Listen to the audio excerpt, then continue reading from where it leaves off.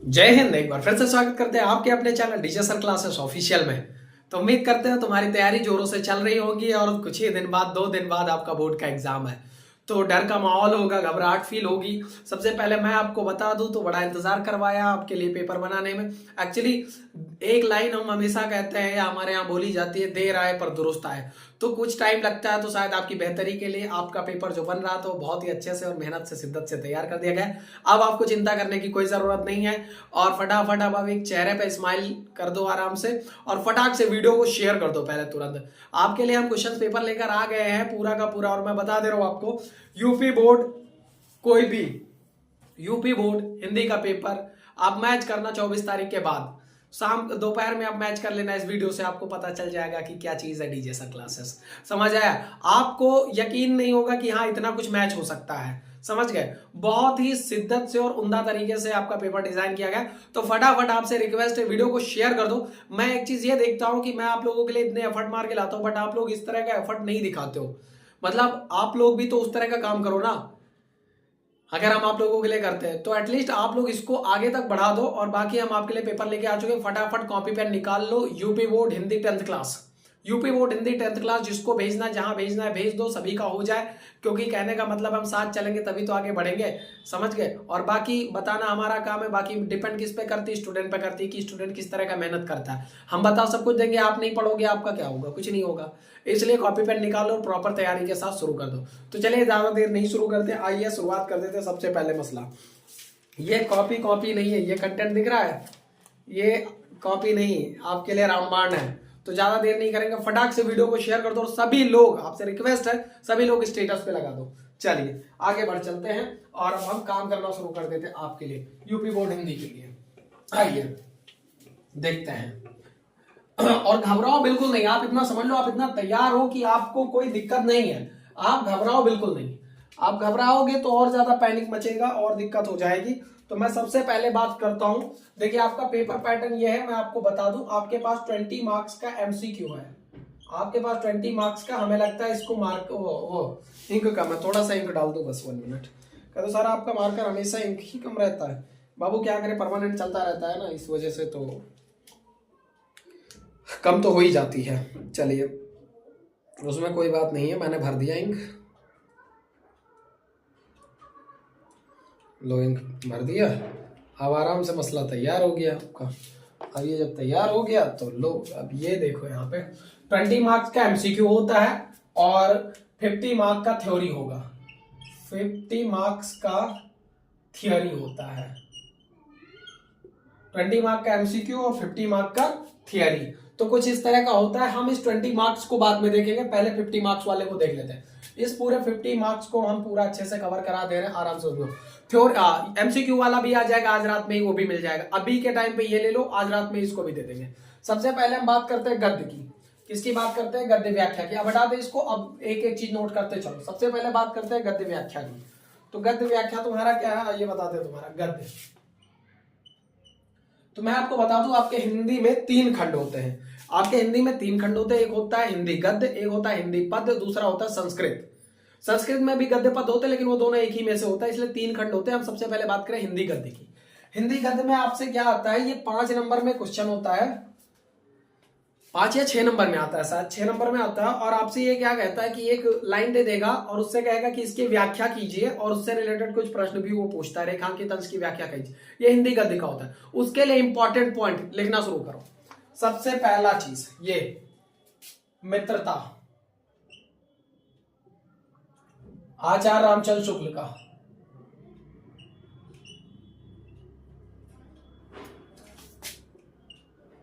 आचार्य रामचंद्र शुक्ल का ये मित्रता है। आचार्य रामचंद्र शुक्ल की मित्रता मोस्ट इंपॉर्टेंट। अब आएगा यहां से कौन सा, ये भी लिख दे रहा हूं, मैच कर लेना। लो पहला ये वाली लाइन आएगी, विश्वास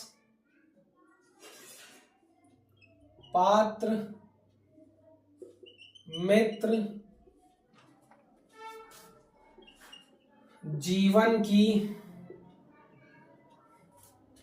एक औषधि है। जीवन की एक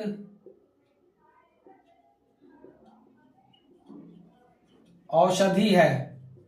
ये वाली लाइन दूसरी लाइन इसी मित्रता से, दूसरी लाइन, कुसंग का ज्वर भयानक होता है। कुसंग का, मैं आपको एक चीज माफी चाहता हूं कि मेरी हिंदी की राइटिंग थोड़ी सही नहीं, इसलिए मैं बोल भी रहा हूं। कुसंग का ज्वर भयानक होता है।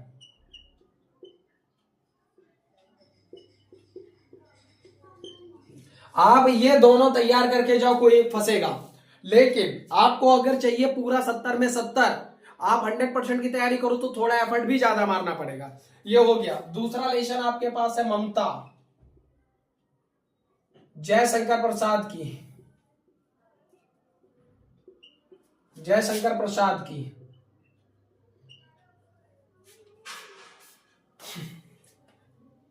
ममता जयशंकर प्रसाद की है क्या? ममता, ममता जयशंकर प्रसाद की। और दूसरी आपके पास है ममता में वो रोहतास दुर्ग वाला। और तीसरी व्याख्या आपको करनी है वो किसकी? ईर्ष्या तू ना गई मेरे मन से, ईर्ष्या तू ना गई मेरे मन से, ईर्ष्या तू ना गई मेरे मन से। याद रहे रामधारी सिंह दिनकर, रामधारी सिंह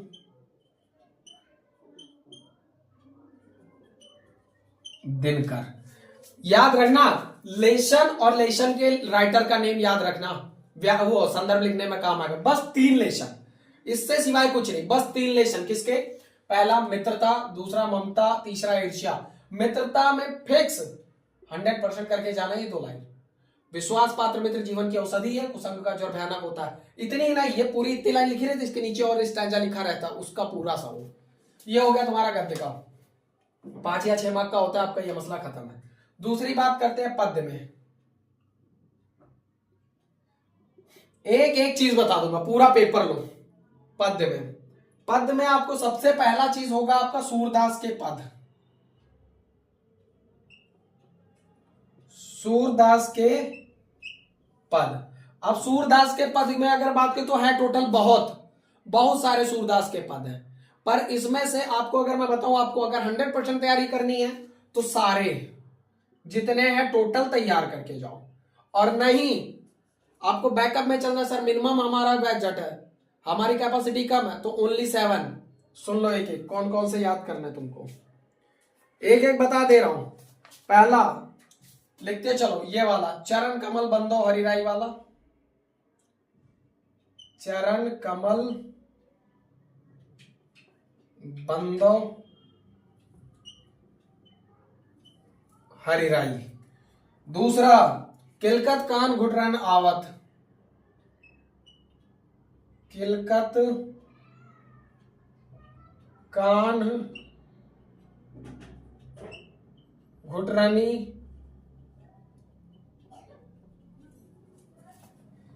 आवत। मैया हो न चरइयो गैया, मैया हो ना चरइयो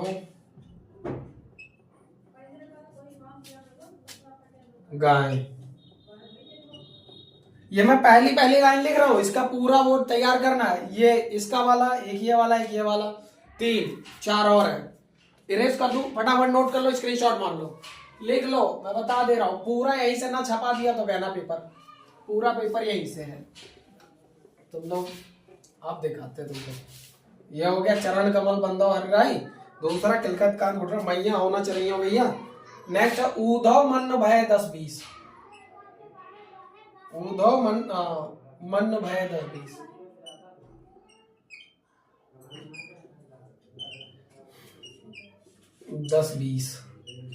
उधव मन भय 10-20। दूसरा तुम्हारा उधव वही ब्रज विसरत नाही,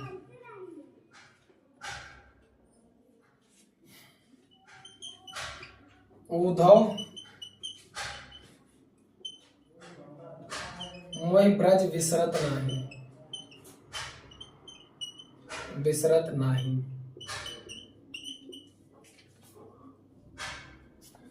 नेक्स्ट निर्गुण कौन देश को वासी, निर्गुण कौन देश को वासी, निर्गुण कौन देश को वासी। नेक्स्ट, उधव जाओ तुम्हें हम जाने। उधव जाओ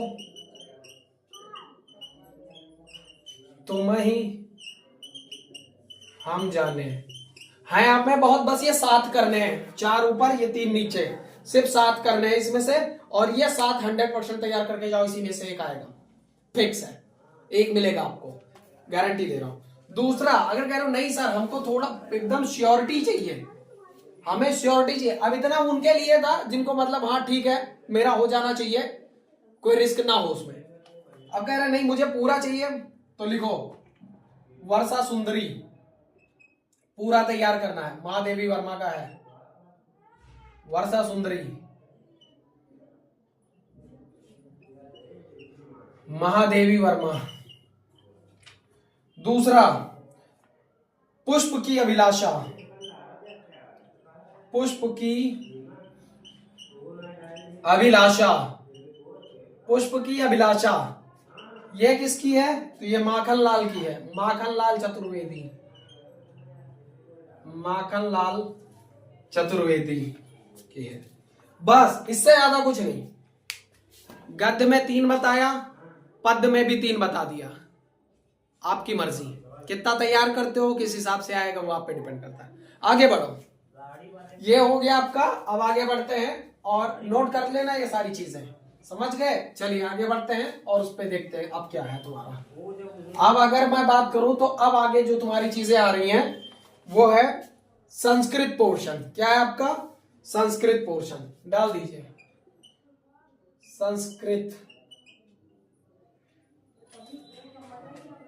संस्कृत में आपका पहला चीज होता है, क्वेश्चन इसमें आता है संदर्भ सहित गद्य का अनुवाद।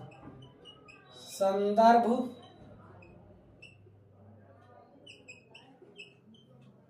सहित अनुवाद, संदर्भ सहित अनुवाद। तो संदर्भ सहित अनुवाद किसका? सबसे इंपॉर्टेंट भारतीय संस्कृति, भारतीय संस्कृति, भारतीय संस्कृति। और कौन सी लाइन याद रखना, मैं जो लाइन लिख रहा हूं वही आएगा, एकदम समझ लो। पहली लाइन वाराणसी सुविख्याता, ये वाली पूरी। वैसे तो पूरा चैप्टर तैयार करना है बट इसको अच्छे से, वाराणसी सुविख्याता,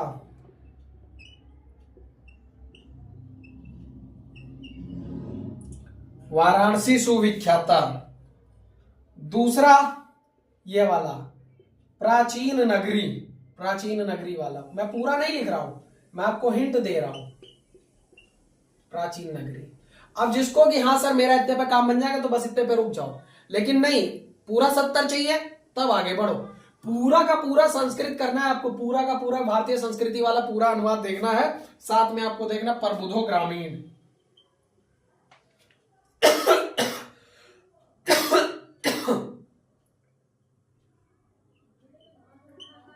प्रबुद्धो ग्रामीण, प्रबुद्धो ग्रामीण। ये दूसरा प्रबुद्धो ग्रामीण, और ये हो गया प्रबुद्धो ग्रामीण। और एक तुमको करना है ये वाला, अरे क्या नाम है इसे, क्या बोलते हैं, अरे सुभाषतानी,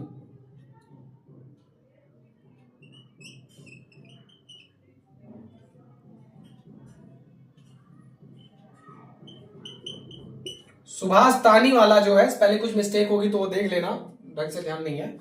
सुभाषतानी पूरा तैयार। अब ये तो हो गया गद्य का। अब इसमें संस्कृत में भी पद्य होता है। क्या होता है? एक श्लोक होता है, लिखने को आपसे कहा जाता है वो श्लोक, मतलब वो रहेगा उसका क्या कहते हैं, वो भी होता है तुम्हारा 5 नंबर का ही श्लोक। उसको ये पद्य पोर्शन से है, किससे? संस्कृत पद्य से है। संस्कृत पद्य में इससे क्या बोलते हैं? सबसे पहला वाराणसी का मार्णम मंगलम भवत, ये वाला तैयार कर लेना, मरणम, मंगलम, ये वाला इस लोग तैयार कर लेना, कंफर्म इसका व्याख्या पूछेगा। दूसरा इसी का है सर्वे भवन्तु सुखिना वाला, सर्वे भवन्तु सुखिना,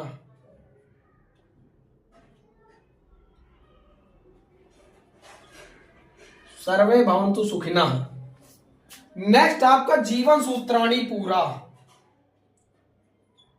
जीवन सूत्राणी तो पूरा ही तैयार करना है, जीवन सूत्राणी, बस इतने पद में जीवन सूत्राणी। आगे बढ़ते हैं, लिखते चलो सब चीज, जीवन सूत्राणी। आगे बढ़ते हैं, अब आपका आता है खंड काव्य। खंड काव्य, जहां तक मेरे चैनल पे दो डिस्ट्रिक्ट के ज्यादा बालक हैं, लखनऊ के और दूसरा बहराइच के, दोनों का खंड काव्य अलग अलग है, दोनों लिखता हूं। सबसे पहले लखनऊ का के लिए जो खंड काव्य है वो आपका जय सुभाष है। लखनऊ के लिए जो खंड काव्य है वो आपका जय सुभाष है। बहराइच के लिए जो आपके पास खंड काव्य है वो मेवाड़ मुकुट है।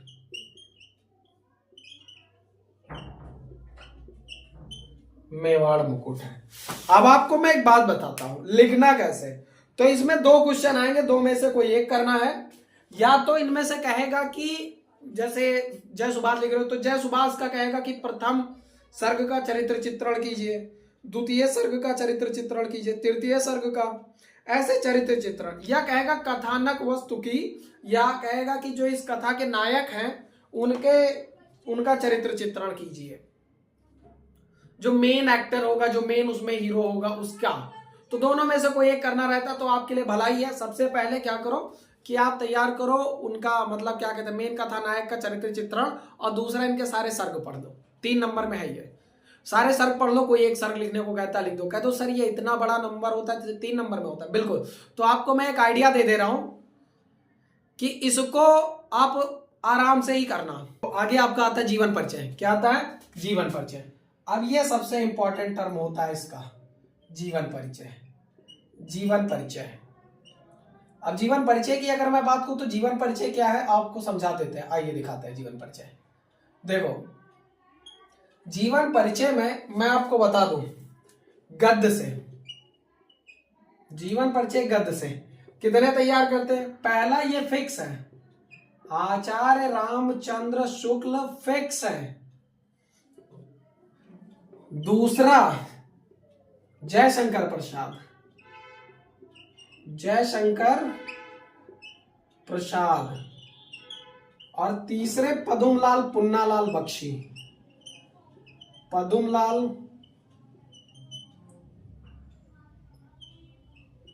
पुन्नालाल बख्शी, पदुमलाल पुन्नालाल बख्शी। अब आप गौर से समझ लीजिए। कहते हो सर 3 याद करने पड़ेंगे, तो मैं फिर कह रहा हूं जिसको श्योरिटी के साथ पूरे 70 नंबर चाहिए वो तीनों याद करे, जिसको पास होना है वो सिर्फ एक याद कर ले। आपके पास मैं ऑप्शन दे रहा हूं, पास होने के लिए आचार्य रामचंद्र शुक्ल याद करो, 100% आएगा, फिक्स है। लेकिन इन केस अगर थोड़ा सा भी किंतु परंतु हो रहा है तो तीनों तैयार करके जाओ, क्योंकि हम 1-2 नंबर से मसला नहीं रखते, पूरा का पूरा 70 का 70 चाहिए। समझ गए? हाँ। तो ये हो गया तुम्हारा गद्य का। अब बारी आती है पद्य की। अब जो जीवन परिचय है वो किसका है? पद्य का।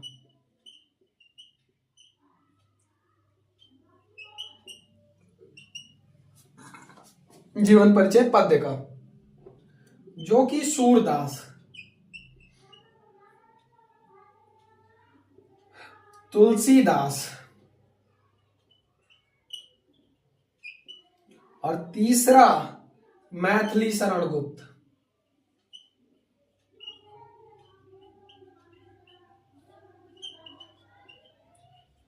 अब बहुत बच्चे कह रहे होंगे सर हमने इनके सिवाय कुछ और याद किया, तो कोई गलत थोड़ी ना है। आपने कुछ और याद किया, कोई गलत नहीं। हमारी प्रेडिक्शन के हिसाब से ये बैठकर आ रहा है। पेपर देखे बाबू, आज के नहीं, पिछले 8 साल के पूरे पेपर देख करके तब मैंने ये लिखा है। जिसको बहुत कम बैकअप है कि हाँ मेरा इतना हो सकता है, वो एक आचार्य रामचंद्र शुक्ल का याद कर लो और दूसरा सूरदास का याद कर लो, बस मसला खत्म। जिसको पूरे के पूरे चाहिए, 70 के 70 नंबर चाहिए, 3 ऊपर से याद करो, 3 नीचे वाले याद करो।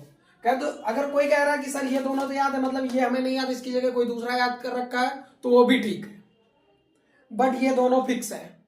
ये तुम्हारे 10 नंबर में आएंगे, 5 नंबर का ये होगा, 5 नंबर का ये होगा। नोट कर लो फटाक से, अभी आप इसे नोट कर लीजिए। दूसरी वीडियो में हम बता देंगे, शाम को आज रात में आ जाएगी, कि कैसे लिखे जीवन परिचय, कि आपको पूरा नंबर मिल जाए। कैसे लिखे, आखिर किस तरह का फॉर्मेट हो, कहां डेट डालनी, क्या टाइम, क्या मृत्यु, जन्म, रचनाएं, भाषा शैली, ये सब रात में बता देंगे। अभी पूरा कंटेंट लो पहले। इतना हो चुका आपका। अब आगे बारी आती है आपकी। अब इसके बाद आपसे पूछा जाता है एक श्लोक। कहा जाता है कि अपनी पाठ्य पुस्तिका से कोई एक ऐसा श्लोक लिखिए जो इस पाठ्य पुस्तिका में ना आया हो, इस प्रश्न पत्र में ना आया हो। भैया वो श्लोक आता है, मैं आपको बता दूं लिखने को,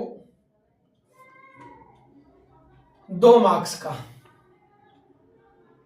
श्लोक, 2 मार्क्स। तो अभी हमने आपसे कहा जीवन सूत्राणी, जीवन सूत्राणी पूरा तैयार करके जाओ, उसी में से कोई 2 लाइन लिख देना। कहीं ना कहीं से फंस जाए, मरणम मंगलम याद करके जाओ, सर्वे भवन्तु सुखिना याद करके जाओ, उसी में से कोई ना कोई लिख देना बस। अब उसके नीचे आपका है पत्र। पत्र का फॉर्मेट भी बता दूंगा सेपरेट वीडियो में, अभी पूरा पेपर लो। पत्र क्या पत्र हो सकता है तुम्हारा, तो तुम्हारा 2 तरह का पत्र हो सकता है। एक हो सकता है औपचारिक, दूसरा अनौपचारिक। औपचारिक में ये चीज होगा जैसे आप किसी ऑफिशियल लेवल पे लिख रहे हो, टीचर को लिख रहे हो, प्रिंसिपल को लिख रहे हो, किसी डीएम, एसडीएम, नगर निगम पालिका, किसी को भी लिख रहे हो, ये तुम्हारा औपचारिक होगा। अनौपचारिक आप अपने रिश्तेदार, भाई बंधु, यार दोस्त, किसी को भी लिख रहे हो, वो अनौपचारिक होगा। आपको मैं बता दूं, ज्यादातर इस पे पूछा गया हुआ है आपके मोहल्ले में साफ सफाई हेतु, दूसरा फीस माफी यानी शुल्क माफी हेतु, दूसरा क्या हो सकता है कि आपने मान लो कोई चीज क्या कहते, कोई प्रतियोगिता की, उसमें जीत गए, तो आप अपने किसी मित्र को, किसी रिलेटिव्स को पत्र लिख रहे हो, या अनौपचारिक में आ जाए, तो इन्हीं से रिलेटेड आएगा ये पत्र तुम्हारा। इसका मसला खत्म है। बचता है तुम्हारा निबंध। निबंध, निबंध की अगर मैं बात करूं तो निबंध तुम्हारा सबसे पहला ये वाला तैयार करके जाओ, आतंकवाद। दूसरा नारी सशक्तिकरण, नारी सशक्तिकरण।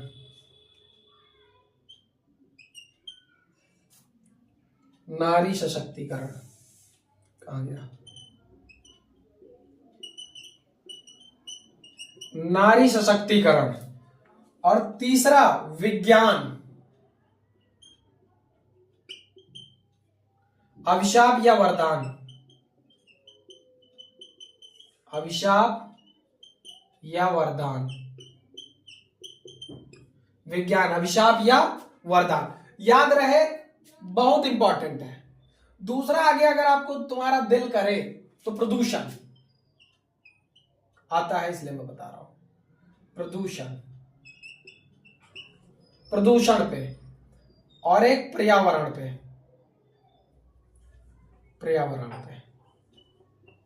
ये जितना लिखा है इसी में से तुम्हारा पूरा पेपर बनेगा, मसला खत्म, इसके सिवाय कुछ नहीं। अब अभी के अभी इस वीडियो में ये सारा कुछ है।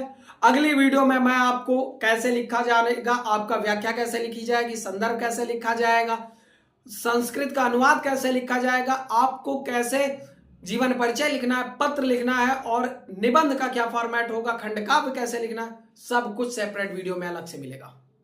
पूरा भाई मैदान में उतर चुके हैं पूरे से, समझ गए, और आराम से देखते जाओ, आपको सब कुछ।